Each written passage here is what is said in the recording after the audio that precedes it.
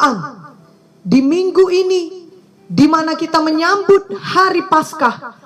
Kita semua diingatkan akan penderitaan dan pengorbanan Tuhan Yesus untuk seluruh umat manusia. Biarlah kita juga mengingat bahwa dalam menanggung semua penderitaan oleh karena dosa-dosa seluruh manusia ini, Tuhan Yesus tidak pernah mengeluh, dan Tuhan Yesus tidak membalas ataupun berbuat jahat kepada orang-orang yang telah menyakitinya. Inilah yang perlu kita teladani. Mari kita membaca 1 Petrus 2 ayat 21 sampai 24. Sebab untuk itulah kamu dipanggil, karena Kristus pun telah menderita untuk kamu dan telah meninggalkan teladan bagimu, supaya kamu mengikuti jejaknya. Ia tidak berbuat dosa dan tipu tidak ada dalam mulutnya. Ketika ia dicaci maki, ia tidak membalas dengan mencaci maki. Ketika ia menderita, ia tidak mengancam, tetapi ia menyerahkannya kepada Dia. Ia menghakimi dengan adil. Ia sendiri telah memikul dosa kita di dalam tubuhnya di kayu salib, supaya kita yang telah mati terhadap dosa hidup untuk kebenaran. Oleh bilur-bilurnya kamu telah sembuh. Biarlah kita meneladani Tuhan Yesus dalam kehidupan di dunia ini. Semua kita yang mengikut Tuhan Yesus pasti harus mengalami penderitaan. Bentuknya bermacam-macam, dan memanglah semua kita mempunyai janji temu dengan penderitaan di suatu waktu.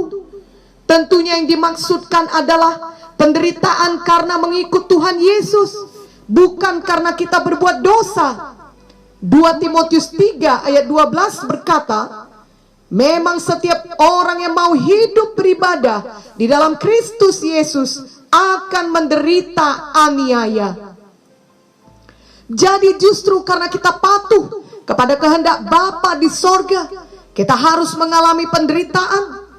Banyak anak-anak Tuhan belum mengerti sepenuhnya akan hal ini, sebab mereka berharap setelah mereka patuh kepada Tuhan, maka mereka harus selalu diberkati. Lalu ketika penderitaan datang, banyak di antara mereka yang menyerah, sebab mereka kecewa, bingung, dan putus asa melihat semua penderitaan yang mereka alami. Dan mereka lupa bahwa penderitaan itu sudah menjadi bagian anak-anak Tuhan. Memanglah sebagai anak-anak Tuhan, kita hidup berkuasa dan diberkati, tetapi bukan berarti kita dibebaskan dari semua penderitaan dan kesulitan hidup. Janganlah kita terkejut atau bingung bila ada penderitaan datang, walaupun kita sudah hidup mematuhi Tuhan. Seperti halnya mengalami suatu hidup yang berkuasa dan diberkati adalah hal yang wajar bagi anak-anak Tuhan. Maka ketika datang penderitaan juga seharusnya dilihat sebagai hal yang wajar saja, sehingga kita tidak lagi merasa heran, bingung, kecewa, ataupun terkejut. Biarlah kita melihat penderitaan karena mengikut Tuhan Yesus bukan sebagai suatu hal yang akan menjatuhkan kita. Justru kita melihatnya bahwa hal itu akan dipakai Tuhan untuk mendatangkan kebaikan bagi kita.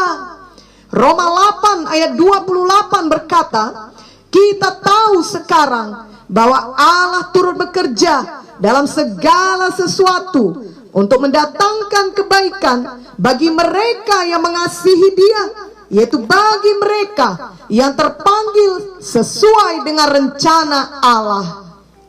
Selain Tuhan Yesus yang harus mengalami penderitaan yang amat sangat karena mematuhi kehendak Bapa di sorga, yakni untuk mati di kayu salib demi menebus dosa seluruh umat manusia, ada juga contoh lain di dalam Alkitab yang mengalami banyak penderitaan, yakni Yusuf.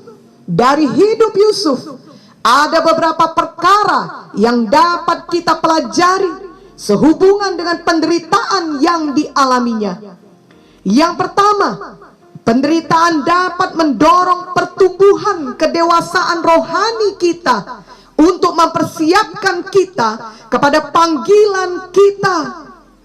Mari kita membaca sedikit kisah Yusuf dari Kejadian 37 ayat 12 sampai 28. Pada suatu kali pergilah saudara-saudaranya menggembalakan kambing domba ayahnya dekat Sikem. Lalu Israel berkata kepada Yusuf, "Bukankah saudara-saudaramu menggembalakan kambing domba dekat Sikem?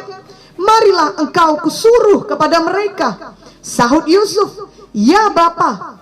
Kata Israel kepadanya, "Pergilah engkau melihat apakah baik keadaan saudara-saudaramu dan keadaan kambing domba, dan bawalah kabar tentang itu kepadaku." Lalu Yakub menyuruh dia dari lembah Hebron, dan Yusuf pun sampailah ke Sikem. Ketika Yusuf berjalan ke sana kemari di padang, bertemulah ia dengan seorang laki-laki yang bertanya kepadanya, "Apakah yang kau cari?" Sahutnya, "Aku mencari saudara-saudaraku. Tolonglah katakan kepadaku, di mana mereka menggembalakan kambing domba?" Lalu kata orang itu, "Mereka telah berangkat dari sini, sebab telah kudengar mereka berkata, marilah kita pergi ke Dotan." Maka Yusuf menyusul saudara-saudaranya itu, dan didapatinya lah mereka di Dotan. Dari jauh ia telah kelihatan kepada mereka, tetapi sebelum ia dekat pada mereka, mereka telah bermufakat mencari daya upaya untuk membunuhnya. Kata mereka seorang kepada yang lain, "Lihat, tukang mimpi kita itu datang. Sekarang marilah kita bunuh dia dan kita lemparkan ke dalam salah satu sumur ini. Lalu kita katakan, seekor binatang buas telah menerkamnya, dan kita akan lihat nanti bagaimana jadinya mimpinya itu." Ketika Ruben mendengar hal ini, ia ingin melepaskan Yusuf dari tangan mereka. Sebab itu katanya, "Janganlah kita bunuh dia." Lagi kata Ruben kepada mereka, "Janganlah tumpahkan darah. Lemparkanlah dia ke dalam sumur yang ada di padang gurun ini, tetapi janganlah apa-apakan dia." Maksudnya hendak melepaskan Yusuf dari tangan mereka dan membawanya kembali kepada ayahnya. Baru saja Yusuf sampai kepada saudara-saudaranya, mereka pun menanggalkan jubah Yusuf, jubah maha indah yang dipakainya itu, dan mereka membawa dia dan melemparkan dia ke dalam sumur. Sumur itu kosong, tidak berair. Kemudian duduklah mereka untuk makan. Ketika mereka mengangkat muka, kelihatanlah kepada mereka suatu kafilah orang Ismail datang dari Gilead dengan untanya. Ia membawa damar, balsam, dan damar ladan. Dalam perjalanannya mengangkut barang-barang itu ke Mesir. Lalu kata Yehuda kepada saudara-saudaranya itu, "Apakah untungnya kalau kita membunuh adik kita itu dan menyembunyikan darahnya? Marilah kita jual dia kepada orang Ismail ini. Tetapi janganlah kita apa-apakan dia, karena ia saudara kita, darah daging kita." Dan saudara-saudaranya mendengarkan perkataannya itu.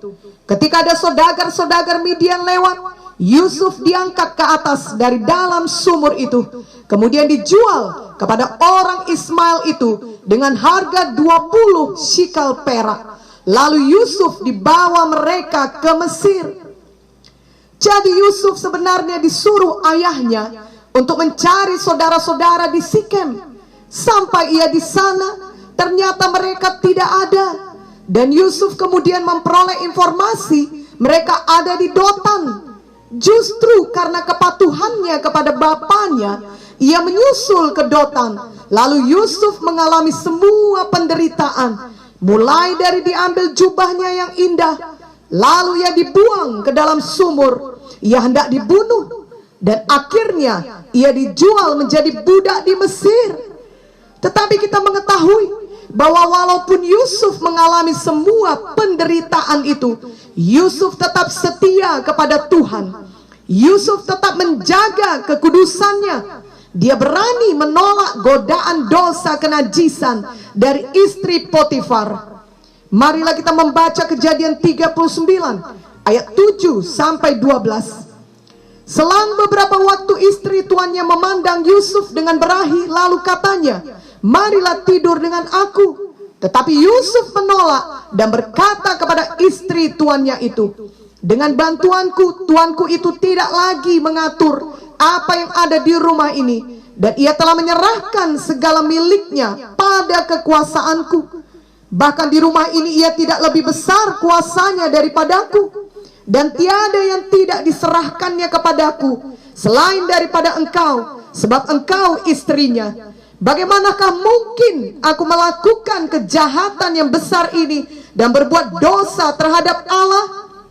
Walaupun dari hari ke hari perempuan itu membujuk Yusuf, Yusuf tidak mendengarkan bujukannya itu untuk tidur di sisinya dan bersetubuh dengan dia. Pada suatu hari masuklah Yusuf ke dalam rumah untuk melakukan pekerjaannya, sedang dari seisi rumah itu seorang pun tidak ada di rumah. Lalu perempuan itu memegang baju Yusuf sambil berkata, "Marilah tidur dengan aku." Tetapi Yusuf meninggalkan bajunya di tangan perempuan itu dan lari keluar. Sungguh luar biasa kasih Yusuf kepada Tuhan. Walaupun ada kesempatan untuk berbuat dosa, ia tetap menolak dosa. Ia memilih kekudusan. Namun apakah balasannya? Apakah Yusuf dimuliakan? Justru sebaliknya, Yusuf mengalami penderitaan. Yusuf difitnah dan dijebloskan ke dalam penjara. Mari kita membaca Kejadian 39 ayat 13 sampai 20. Ketika dilihat perempuan itu bahwa Yusuf meninggalkan bajunya dalam tangannya dan telah lari keluar, dipanggilnyalah seisi rumah itu. Lalu katanya kepada mereka, "Lihat, dibawanya kemari seorang Ibrani, supaya orang ini dapat mempermainkan kita. Orang ini mendekati aku untuk tidur dengan aku, tetapi aku berteriak-teriak dengan suara keras. Dan ketika didengarnya bahwa aku berteriak sekeras-kerasnya, ditinggalkannya lah bajunya padaku, lalu ia lari keluar. Juga ditaruhnya baju Yusuf itu di sisinya sampai tuan rumah pulang." Perkataan itu jugalah yang diceritakan perempuan itu kepada Potifar. Katanya, "Hamba orang Ibrani yang kau bawa kemari itu datang kepadaku untuk mempermainkan aku. Tetapi ketika aku berteriak sekeras-kerasnya, ditinggalkannya bajunya padaku, lalu ia lari keluar." Baru saja didengar oleh tuannya perkataan yang diceritakan istrinya kepadanya. "Begini begitulah aku diperlakukan oleh hambamu itu." Maka bangkitlah amarahnya. Lalu Yusuf ditangkap oleh tuannya dan dimasukkan ke dalam penjara, tempat tahanan-tahanan raja dikurung. Demikianlah Yusuf dipenjarakan di sana. Tetapi walaupun Yusuf berada di dalam penjara, Yusuf tetap berbuat baik. Dia menerjemahkan mimpi juru minuman dan menolongnya kembali ke posisinya. Namun sebagai balasannya, dia dilupakan untuk waktu yang cukup lama. Kejadian 40 ayat 23 menuliskan, "Tetapi Yusuf tidaklah diingat oleh kepala juru minuman itu, melainkan dilupakannya." Bila kita menjadi Yusuf pada zaman itu, mungkin kita sudah berulang kali mempertanyakan Tuhan, "Di manakah Tuhan? Benarkah Dia mengingat saya? Mengapa saya terus mengalami semua ini? Apakah Tuhan mengasihi saya?" Dan mungkin kita akan menjadi marah kepada Tuhan, marah karena merasa Tuhan meninggalkan kita, marah karena merasa Tuhan tidak adil terhadap kita. Sebenarnya bila kita jujur, kita akan mengakui bahwa kita pernah merasa seperti itu atau berkata seperti itu, yakni penderitaan yang kita alami membuat kita merasa lelah, bahkan mempertanyakan Tuhan, ataupun merasa sangat kesepian sebab menganggap Tuhan telah meninggalkan kita. Namun ketika perasaan itu datang, apakah yang kita pilih? Mengikuti perasaan kita itu, mengikuti kehendak daging kita, atau kita memilih untuk tetap mengikuti firman Tuhan dan percaya pada firman Tuhan? Mari kita meneladani Yusuf. Yusuf menang atas semua penderitaan yang dia alami.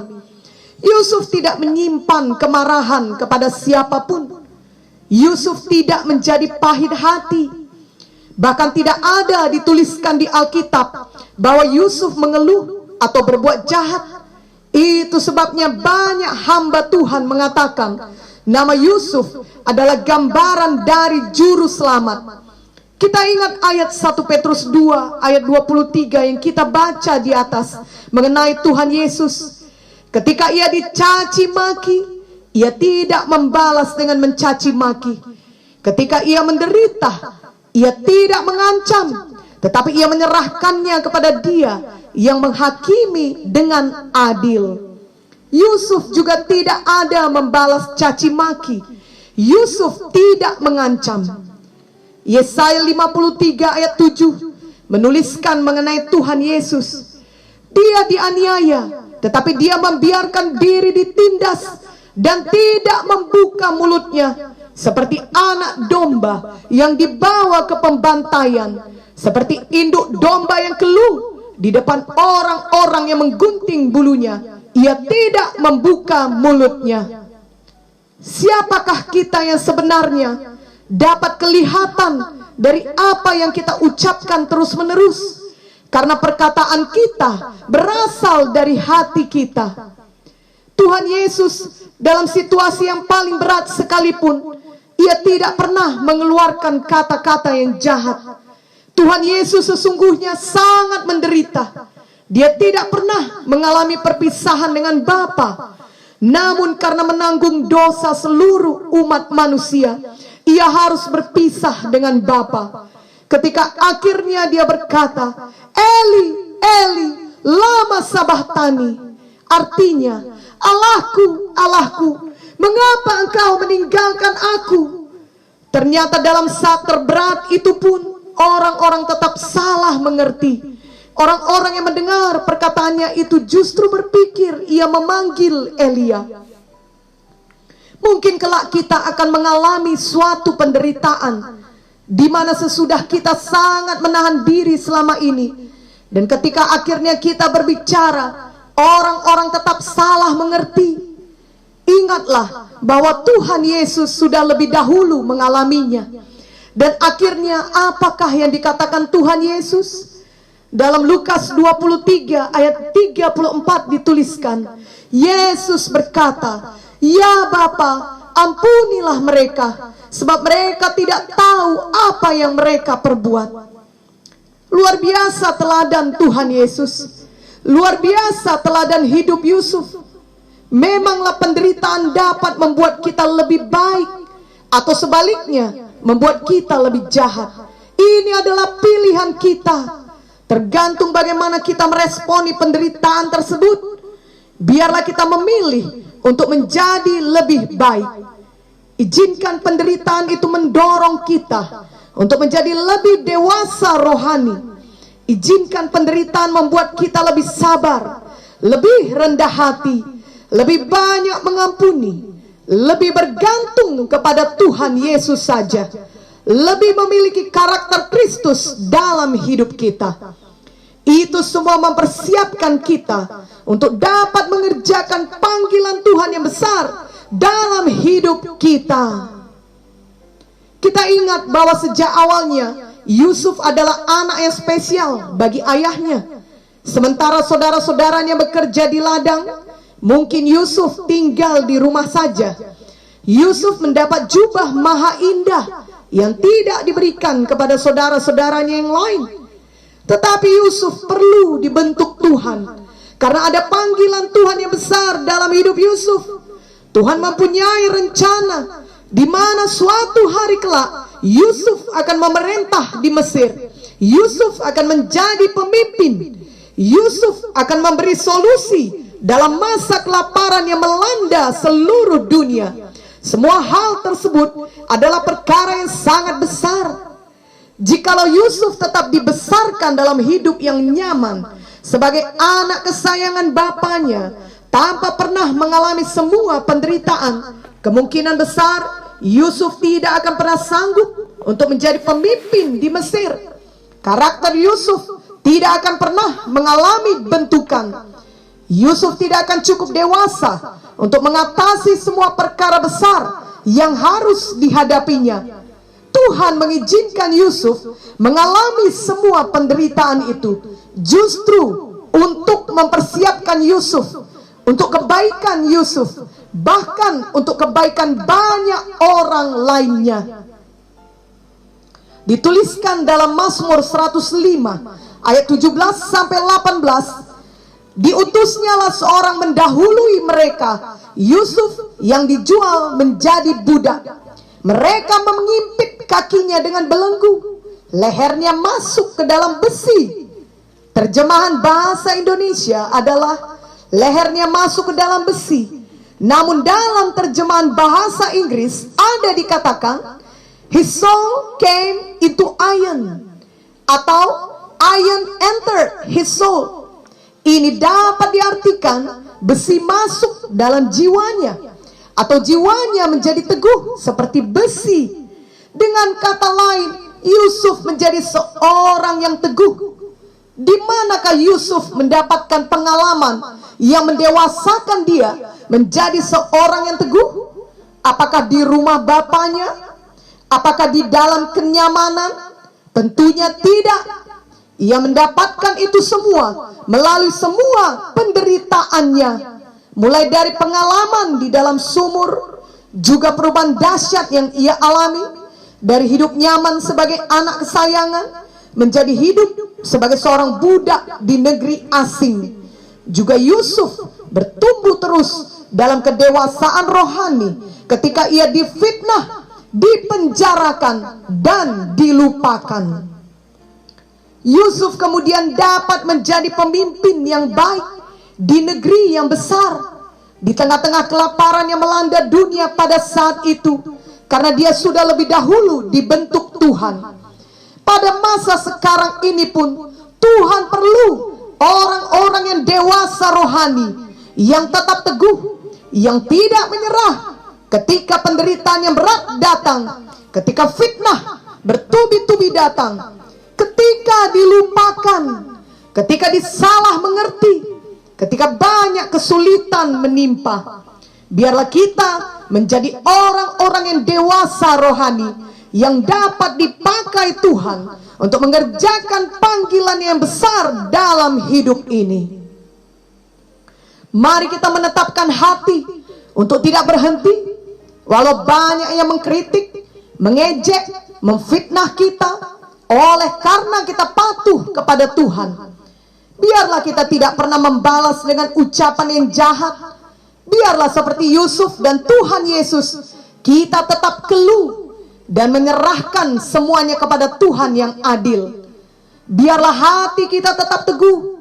Janganlah kita memilih untuk membalas, sebab setan yang akan mengalami keuntungan.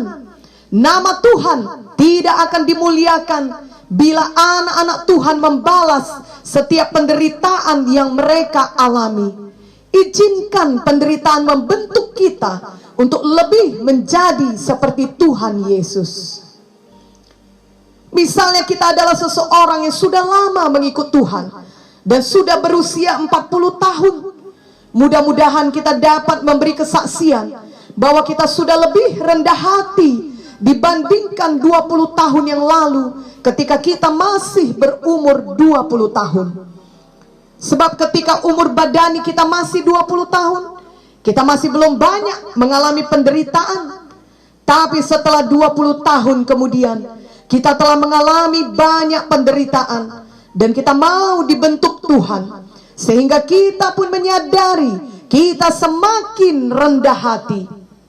Hal-hal yang tadinya mengganggu kita, membuat kita cepat merasa tersinggung karena kita masih penuh kesombongan, sekarang tidak lagi mengganggu kita. Kita tidak lagi secepat itu tersinggung. Walau tentunya kita belum sempurna dalam kerendahan hati tersebut, tetapi sudah ada perubahan yang lebih baik, ada pertumbuhan yang nyata. Janganlah ketika umur badani kita bertambah 20 tahun kemudian, ternyata kedewasaan rohani kita tidak bertumbuh dengan baik. Apalagi misalnya justru kita bertambah sombong dari sebelumnya, sebab kita semakin diberkati. Biarlah hal seperti itu dijauhkan dari kita semua. Firman Tuhan memang tidak pernah menjanjikan hidup ini tanpa masalah, tanpa fitnah, tanpa penganiayaan ataupun penderitaan. Izinkanlah semua penderitaan itu membuat kita semakin teguh, kita bertumbuh, menjadi semakin dewasa rohani, karakter Kristus menjadi semakin nyata dalam hidup kita. Yang kedua, penderitaan dapat membawa kita kepada kesempatan yang lebih baik. Sangat menarik bahwa banyak kitab dalam Perjanjian Baru ditulis oleh Paulus ketika dia di penjara, bukan ketika ia bebas melayani. Buku Wahyu yang merupakan buku profetik luar biasa ditulis oleh Yohanes ketika dia diasingkan di Pulau Patmos, juga bukan ketika ia sedang berada di tengah-tengah pelayanan dengan orang banyak lainnya. Dan buku tentang kisah perjalanan seorang musafir atau Pilgrim Progress yang sering disebut orang sebagai buku terpenting bagi kekristenan setelah Alkitab, ditulis oleh John Bunyan ketika ia berada dalam penjara. Begitu juga dengan Yusuf. Justru dari dalam penjara Tuhan mempertemukan dia dengan orang yang akan menjadi jembatan penghubung kepada Firaun, yang kemudian mengangkat dia menjadi pemimpin dan membuat mimpinya menjadi kenyataan. Yusuf tentunya tidak mengerti semua itu. Yusuf tidak mengerti bagaimana caranya mimpinya itu menjadi kenyataan. Dan sebenarnya dengan pemikiran manusia adalah mustahil mimpinya itu jadi kenyataan. Tapi seandainya Yusuf tidak pernah masuk ke penjara, dia tidak akan pernah berjumpa dengan juru minuman raja, dan ia tidak akan pernah berjumpa dengan Firaun. Jadi justru pengalaman penjara tersebut membuka kesempatan yang baik untuknya. Dan Yusuf bisa berada dalam penjara karena ia memilih tetap hidup kudus dengan tidak mau berbuat dosa kenajisan bersama istri Potifar. Sebagai akibatnya dia difitnah dan kemudian dijebloskan ke dalam penjara. Bila kita melihat lebih jauh lagi, Yusuf berada di rumah Potifar karena orang-orang yang seharusnya mengasihi dan melindungi Yusuf, yakni saudara-saudaranya, justru iri hati kepadanya dan ingin membunuh dia. Mereka mula-mula melemparkannya ke dalam sumur dan kemudian menjualnya sebagai budak. Semua penderitaan yang dialami Yusuf dirajut Tuhan, menghasilkan kesempatan yang baik bagi Yusuf.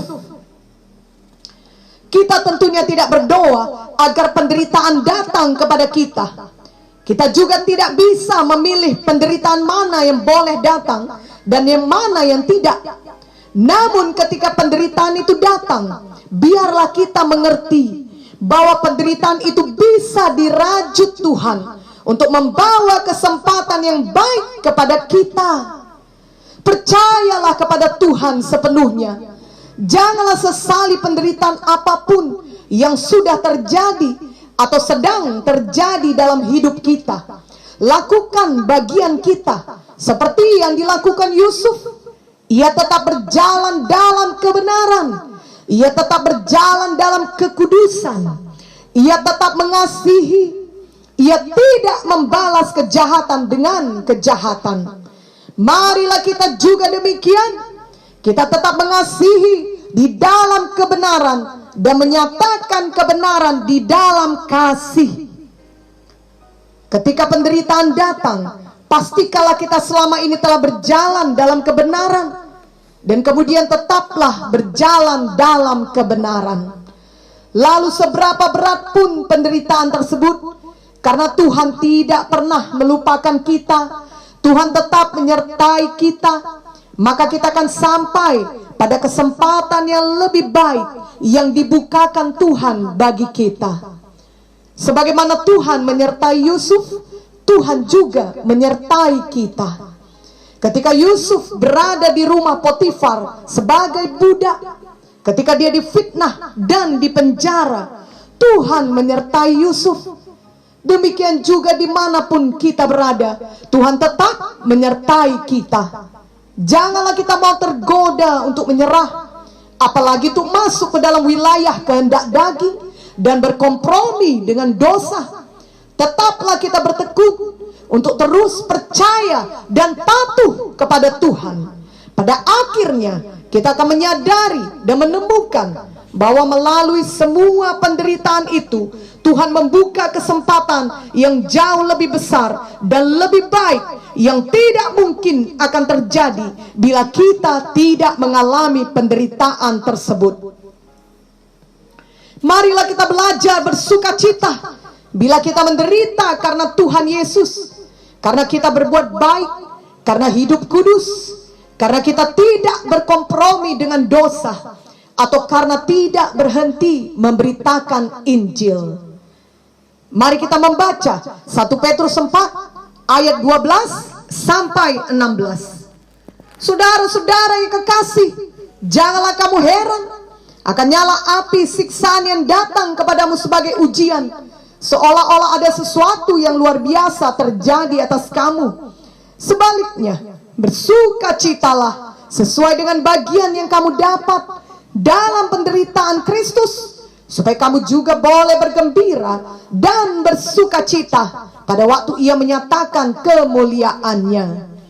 Berbahagialah kamu jika kamu dinista karena nama Kristus, sebab roh kemuliaan, yaitu roh Allah, ada padamu. Janganlah ada di antara kamu yang harus menderita sebagai pembunuh, atau pencuri, atau penjahat, atau pengacau. Tetapi jika ia menderita sebagai orang Kristen, maka janganlah ia malu, melainkan hendaklah ia memuliakan Allah dalam nama Kristus itu. Dan marilah kita membaca Matius 5 ayat 10 sampai 12. Berbahagialah orang yang dianiaya oleh sebab kebenaran, karena merekalah yang empunya kerajaan sorga. Berbahagialah kamu jika karena aku kamu dicela dan dianiaya, dan kepadamu difitnahkan segala yang jahat. Bersukacita dan bergembiralah, karena upahmu besar di sorga. Sebab demikian juga telah dianiaya nabi-nabi yang sebelum kamu. Biarlah kita bersukacita di dalam penderitaan yang kita alami karena kebenaran, karena melayani Tuhan Yesus. Kita tidak lagi takut atau terkejut ketika penderitaan datang setelah kita berbuat baik. Kita selalu mengingat teladan kehidupan Yusuf dan juga teladan Tuhan Yesus. Tuhan Yesus telah memberikan teladan yang baik bagi kita, supaya kita mengikuti jejaknya. Dan Tuhan akan merajut segalanya menjadi kebaikan kepada kita, untuk menggenapi rencananya bagi kita. Ingatlah Roma 8 ayat 28 yang berkata, kita tahu sekarang bahwa Allah turut bekerja dalam segala sesuatu untuk mendatangkan kebaikan bagi mereka yang mengasihi Dia, yaitu bagi mereka yang terpanggil sesuai dengan rencana Allah. Amin dan amin.